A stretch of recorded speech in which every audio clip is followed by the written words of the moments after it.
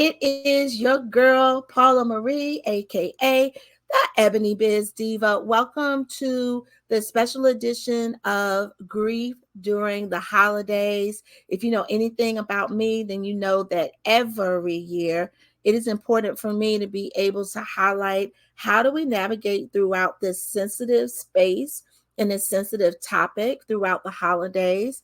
And sometimes it's super, super fresh, but not only for the person that is experiencing the grief, but for the supporting cast, like the people that love and rock with the person. How do you navigate? How do you help? How do you support?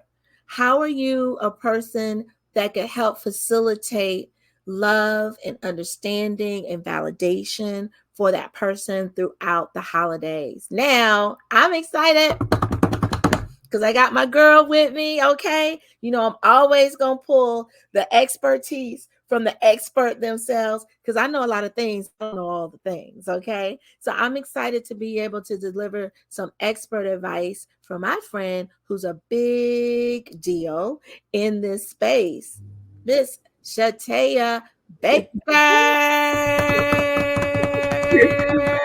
Good morning. Good morning. Good morning. How are you? How are you? I am just glad to be here, glad to be alive in the land of the living. You know, life is lifing, but you know what? We're still standing. Life is always lifing, honey. You gotta know how to bob and weave. Yes. And some of us been bobbing and Listen. missing that weave, honey. So we getting we getting knocked upside the head a little bit. Yes, But it's ma'am. okay. We fall down, but And we we get get up. up. We will stand still Yes. and be like, So like that the bobble, with the thing we used to hit. And right, right. They don't know nothing about that, Shataya.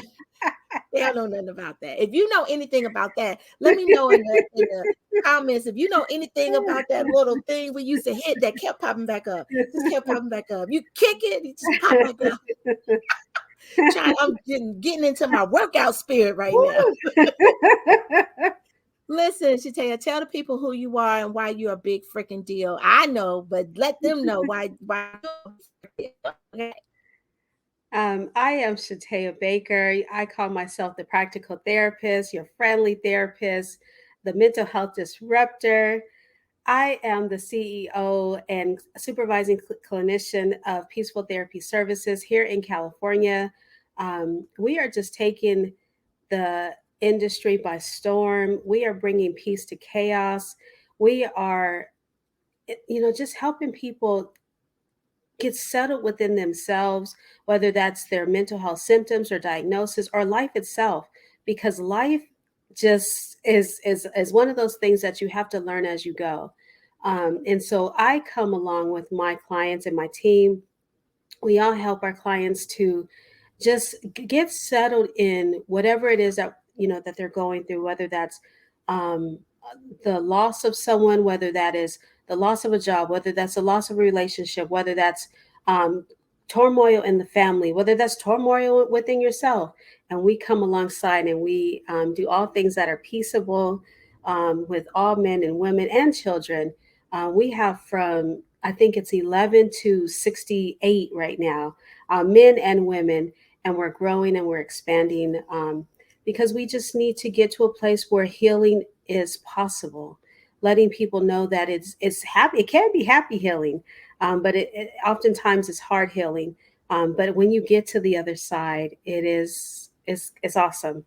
And so I'm in that space here in California, but now globally, moving into the space of life coaching, just so people know that again, healing is possible.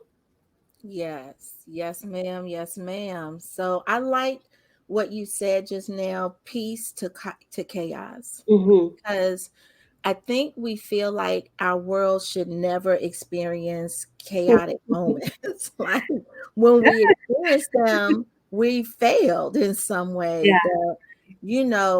That something is wrong, something is Mhm. missing, we misstepped when we're Mhm. feeling this type of chaos in our world. But how does chaos play into like the grand scheme of just life? That's such a good question. Chaos, a lot of times it starts from the outside and it moves to the inside, or it can start from the inside and move to the outside, because there's times when we and of ourselves we're upset, we're off balance, off kilter.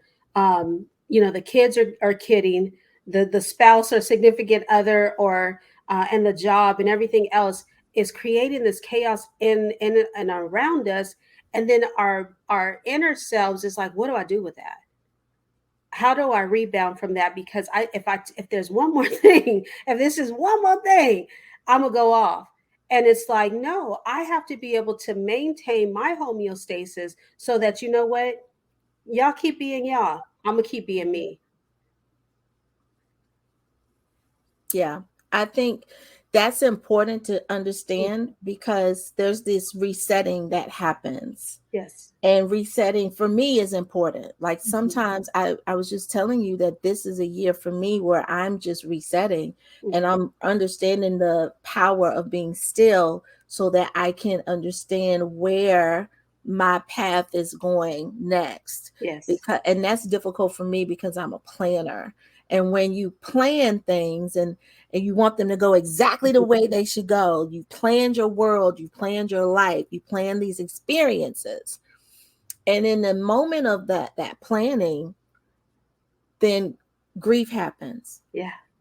Like sometimes we know about it, sometimes we can prepare, if there's like an illness or a sickness, but sometimes it's sudden. Sometimes we lose people that are super important to our DNA and the fabric of our life. We do not know how to navigate through that space. Yes. So this special is important for me to do every year. It's how I honor my son, Hmm. who I lost at the age of 18. Wow. So it's important because even though it's been 13 years, there's some days I wake up and it feels like it happened like an Mm. hour. Right. Right. And when you're experiencing these feelings and these emotions, and life is still lifing, Hmm. and chaos is happening, Yeah.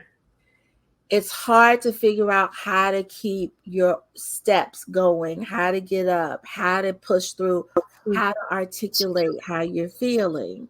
Mm-hmm. So, in your experience in working with, I call them grief warriors, when you're working with grief warriors, what is the one thing that we all kind of have in common from your expert opinion when we come to you for help and guidance to kind of get our steps ordered again?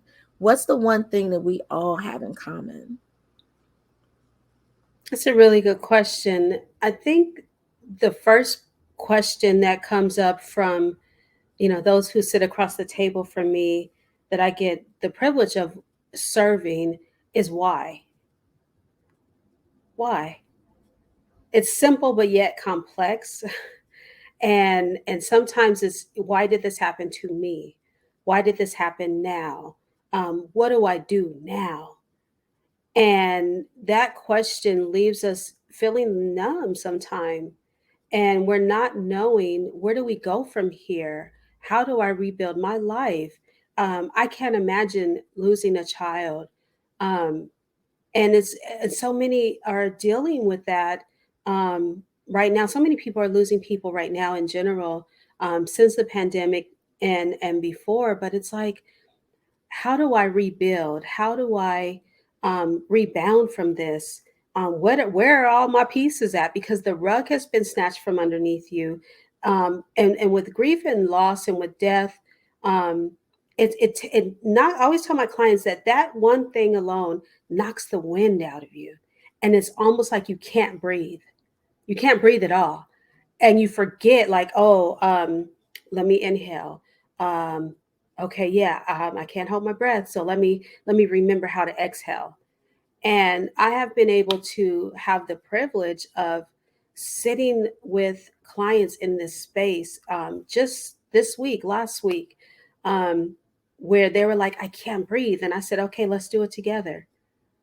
And I sit in that space and help walk them through how to breathe again, because we forget those automatic things, and it's so imperative to our healing. And a lot of times I'm telling them to breathe out pain, breathe in hope, breathe in peace, breathe out pain, because we forget that it's locked up in our bodies sometimes, and it comes out in physical ailments at times. It comes out in a attitude. It comes out with a negative disposition. So we have to learn how to release those things a lot of times through breathing. Yeah.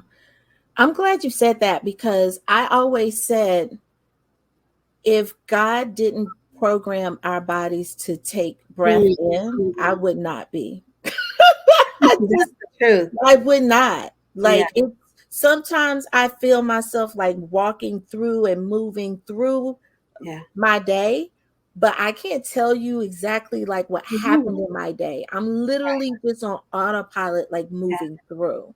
yeah. And so if that's and you're right. Why is a big question. I never allowed myself to ask that question because I didn't want to go down. I knew I would go down this rabbit hole of just pain that I may not be able to come out of. So I Yeah. never allowed myself to ask that question, but it is a valid question because we're losing people so suddenly Hmm. without notice. Yeah. And we've got to shift from going through our lifing, and then now we've got to go into this kind of protective mode of how to still maintain and push through life. Yeah. I know that you have the 4 tasks of mourning, and I wanted you to just touch on those just briefly, just to give people a sense of all the different layers. And this is really for like the people that are supporting that person that's lost, because you've got to really understand why. Like you got to understand how they're thinking and what it can look like in order to be supportive to them. Mhm. So, what is the number one? What's the number one thing or the first thing that you want to touch on? Maybe it's number 4. The foundation of this, this was created by J. William Warden, and what he talks about in this whole modality is that mourning comes to accomplish something in your life. It has a task, it has a purpose, and going through all 4 of these stages in a way, so to speak, it helps you to process it. Hmm. And so the number one is just simply accepting the reality of that loss. And that's important because without that acceptance, we're almost in this land of denial, I call it. Hmm. We're in that land of, I can't believe it. No, they're still here, or because their clothes are here, or their car is here, they're not gone.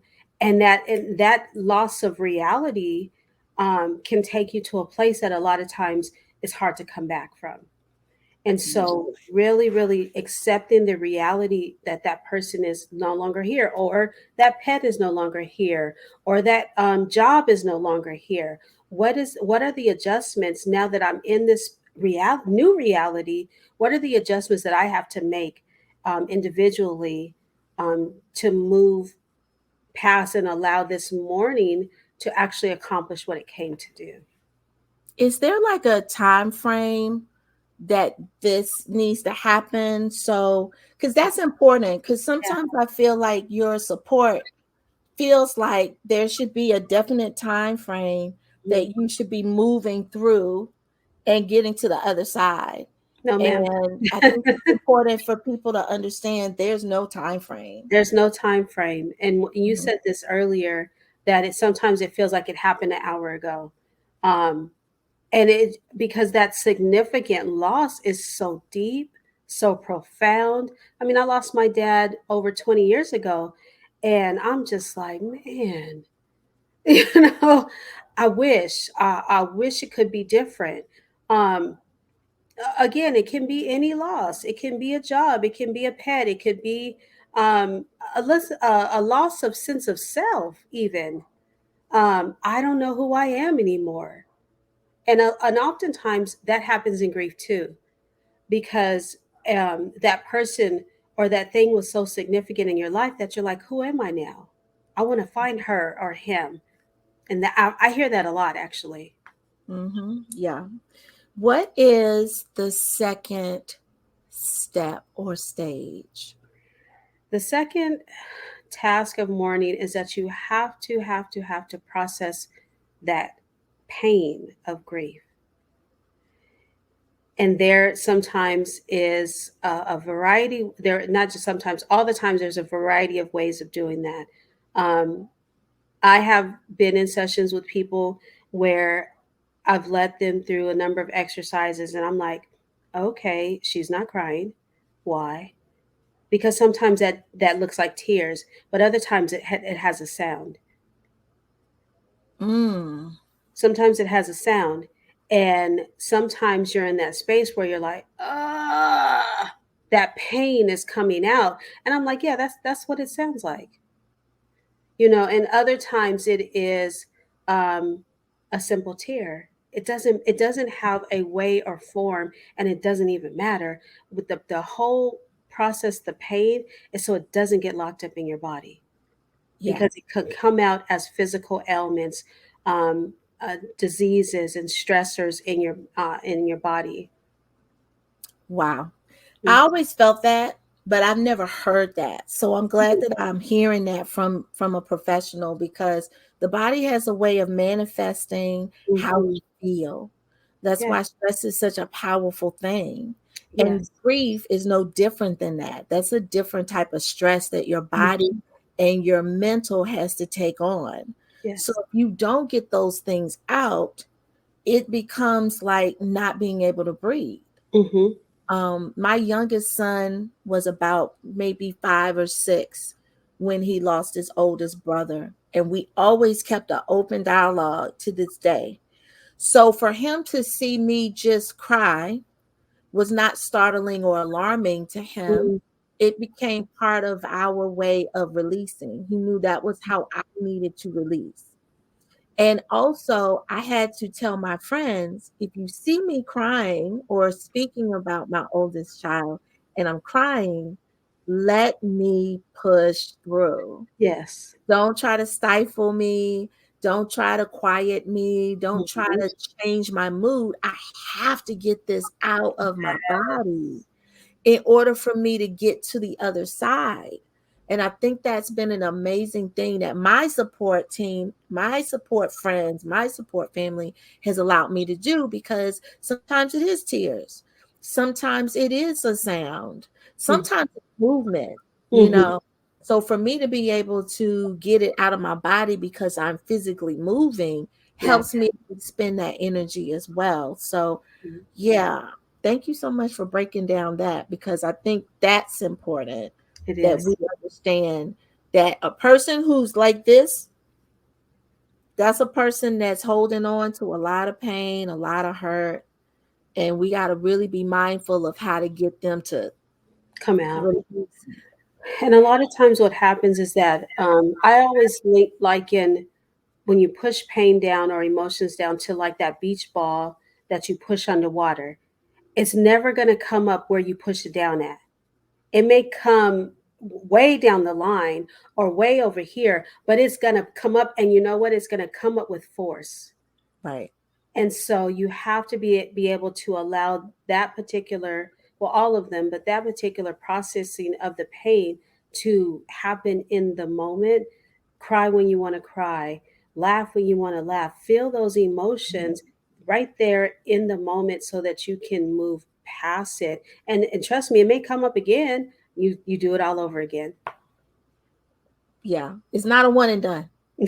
For sure. Okay. All right, people. It's not a one. Let us cry as much as we need to cry. Yes, ma'am. Yes. So, number 3, what is the third task of mourning?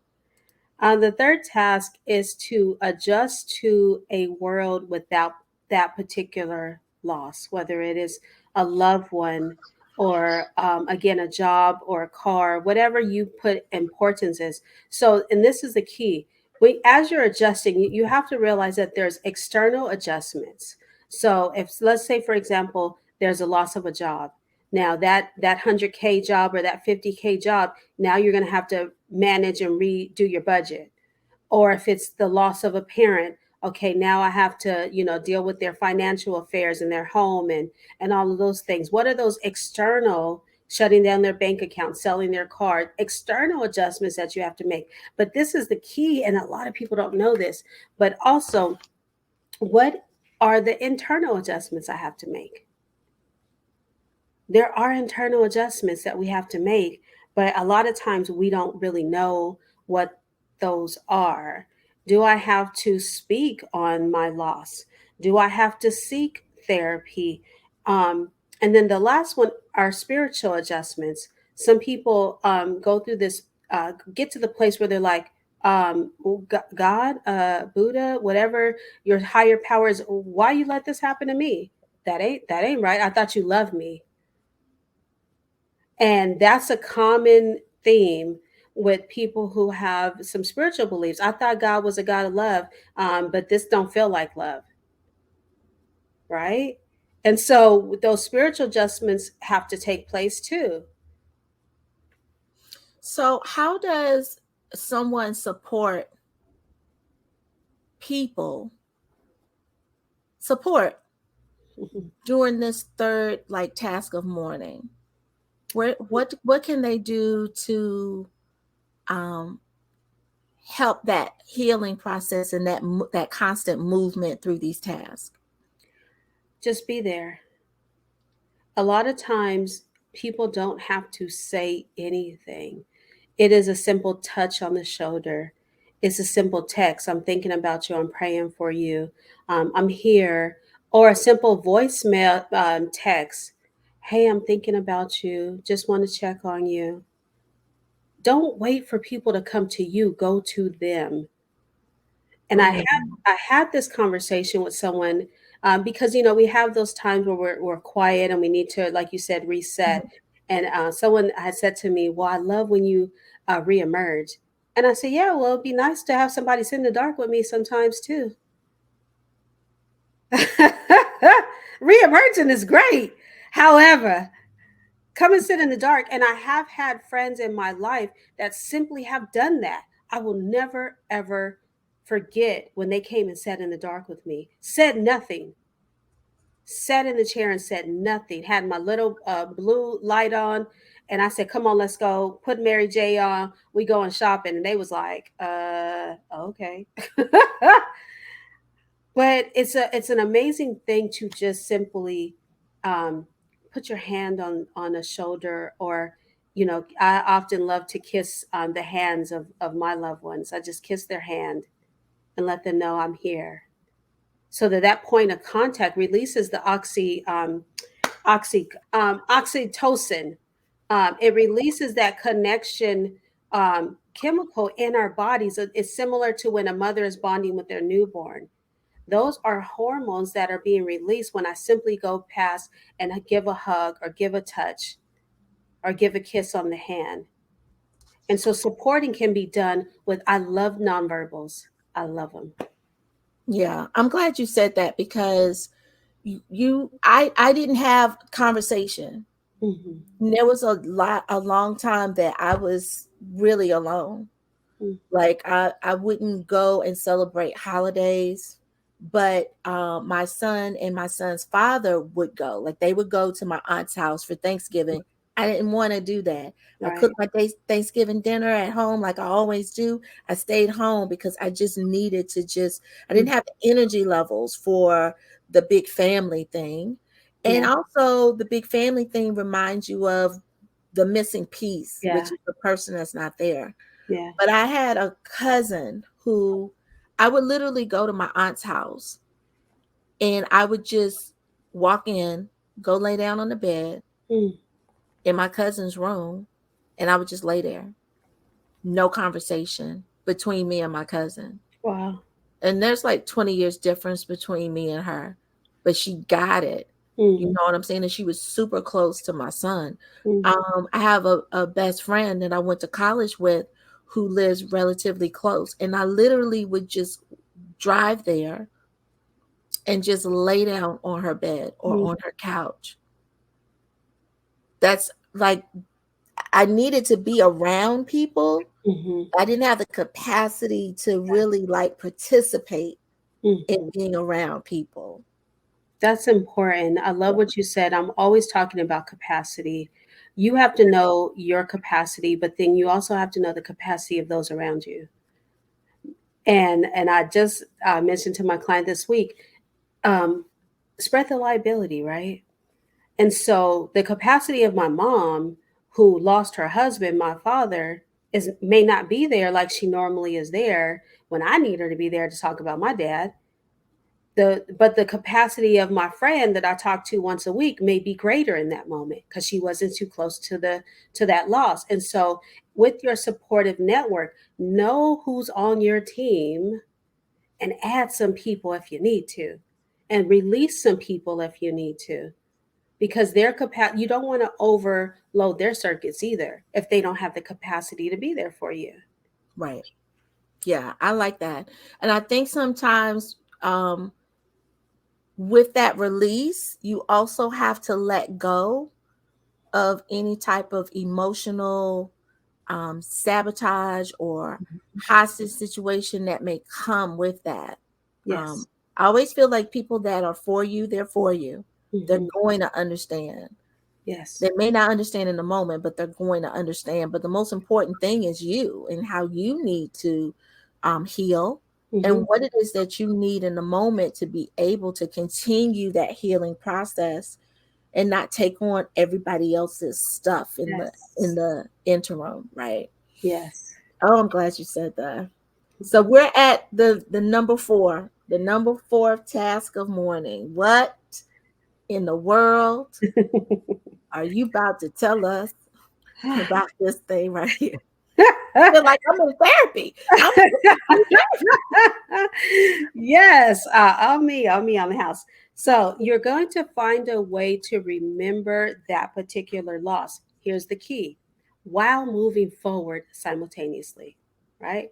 Now that's translated in my own language. So what does that mean? As I'm moving forward, how am I going to remember that particular loss? Am I going to get a tattoo with their initials? Am I going to simply put a picture in my space of them? Am I going to just simply be my authentic self because that person was their authentic self? How am I going to honor that loss so that I bring homage to that loss and I don't forget them in my day to day life because I'm moving on?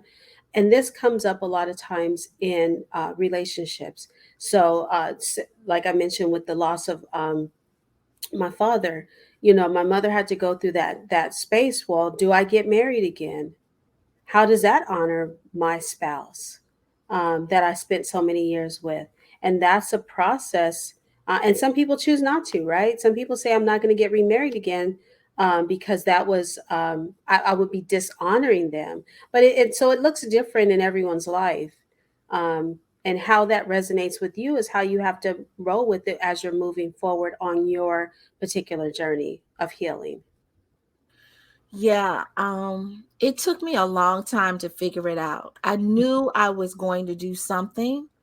I knew it was going to be wrapped around helping young Black boys, Mm, but it changed over time. Like yeah. the beginning was, oh, I'm going to do this foundation and it's going to be like, we're going to raise money and we're going to send like Black boys to college.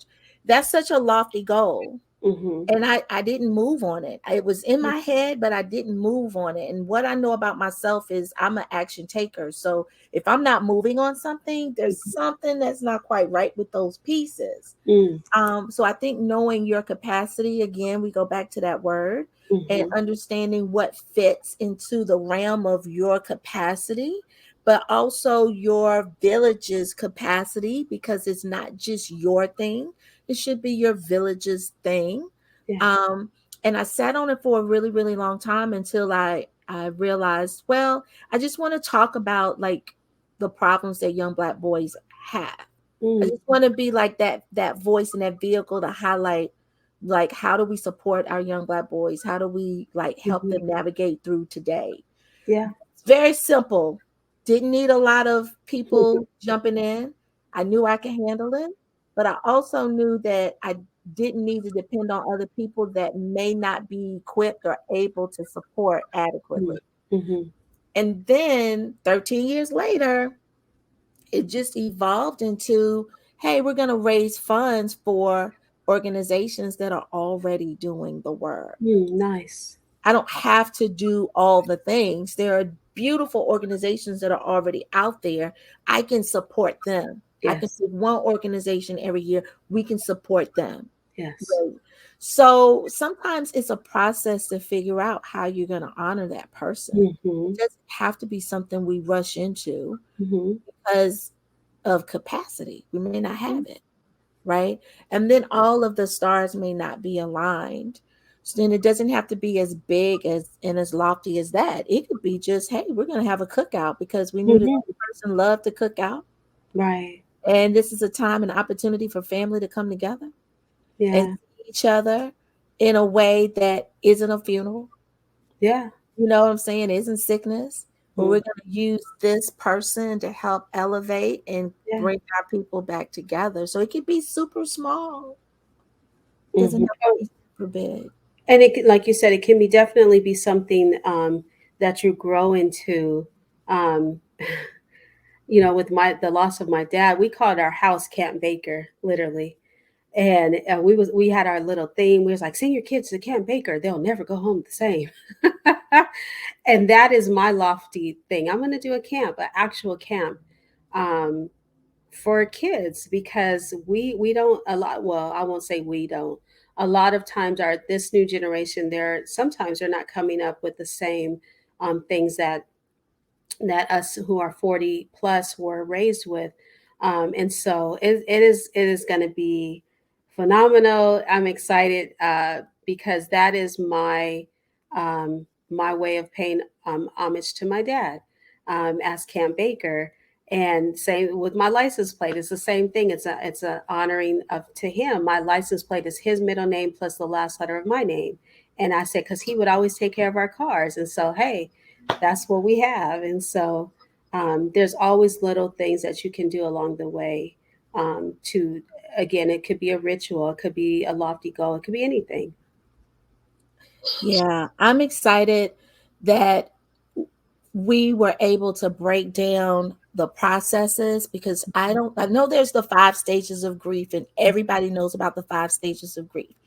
But for the task of grief, the task of mourning, the purpose for each of those different tasks, I think it's important to talk about those and understand those to be able to support your person a little bit better and to understand how to help them navigate through their healing and to be not just supportive, but to validate how Mm-hmm. they're feeling in that moment and to understand it a little bit more. And the biggest nugget that I got, there are a couple, is that there's no time frame. So 13 years, 20 years, there's no time frame, right? Yeah. Also peace to chaos, right? We're trying to figure out how to restore that peace out of the chaos Mm-hmm. that we've been getting, and we can always reset, Yeah. we can always reshift. So that's important. And then come sit in the dark with me, sis. Come sit in the dark with me. Right. Yes. Why Because do I have to emerge? I'm tired. it's a little I dark. may not have the capacity. Listen, that's a t-shirt. That's a coffee mug. Like, Listen, come sit in the dark with I me. have $1 million locked up in t-shirt merch in my phone. Y'all don't come and try to take my phone now, but And listen. I'm stuck on that. Come sit in the dark with me. Like that was the whole aha. If there was one more thing that you could give to a person support team, Mhm. family, friends, what is the one thing that we haven't discussed that you want to leave them with so that they can be of better service to their person? You always have these good questions, Miss Paula. Uh, this is what I think is so vitally important for those who are supporting family members who may or friends who may be going through grief, is knowing that those tasks and those stages of mourning are not linear. So, with the stages, you have denial, anger, bargaining, depression, and acceptance. I may be in acceptance today, and then tomorrow be in denial. Um, the next day be in depression, or in one day be in all of them and just be mad. And so if I'm supporting, seriously, and so if I'm supporting somebody, whether that's my child who has lost a friend to a car accident, or my mom, or my coworker. Now, and I used to not understand when people lost pets. I was like, what is the big deal? Like, I don't get it. I got a dog, but I don't even understand. Like, that's companionship. So how can I support my coworker, my boss, because all of these stages are colliding on today, and she got an attitude? Okay, so this is the key. Am I going to judge, or am I going to show love? Right. Am I going to look at my, and I had to do this with the boss. And I said, okay, um how about you come outside with me again, come with me, take a walk. And she looked at me, and I said, and she kept talking, and I said, well, that's not going to make the difference in with 5 minutes outside.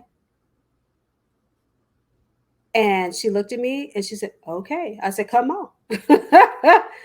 We're all mental health providers at this point. And I pray, even though I'm not there anymore at that particular job, I pray that she never forgets that moment, because in that moment I was able to empathize with her pain and her frustration with the job. Yes, but the underlying issue could have been the loss of her mom. Yeah. So thank you so very much.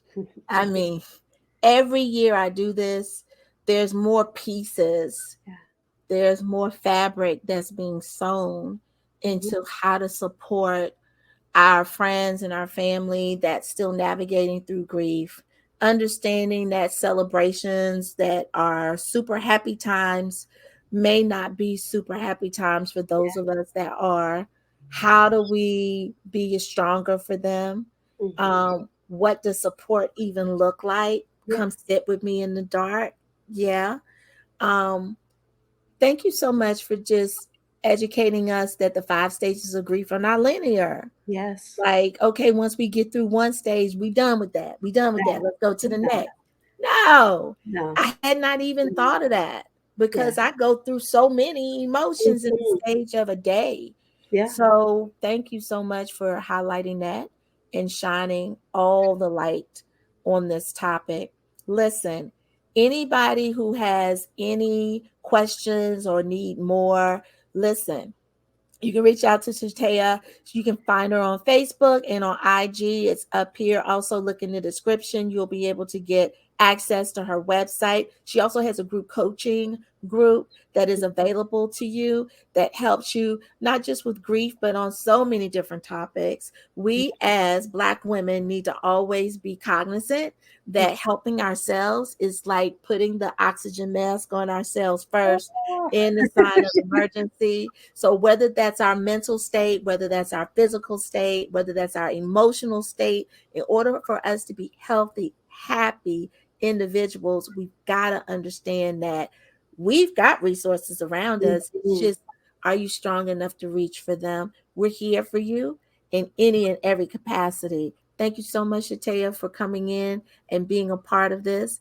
I'm your girl, Paula Marie. Listen, this is our next edition of Validating Grief during the holidays, and it is founded and sent to you by the Payday Foundation. You can go to learn more about the Payday Foundation by going to www.paydayfoundation.org.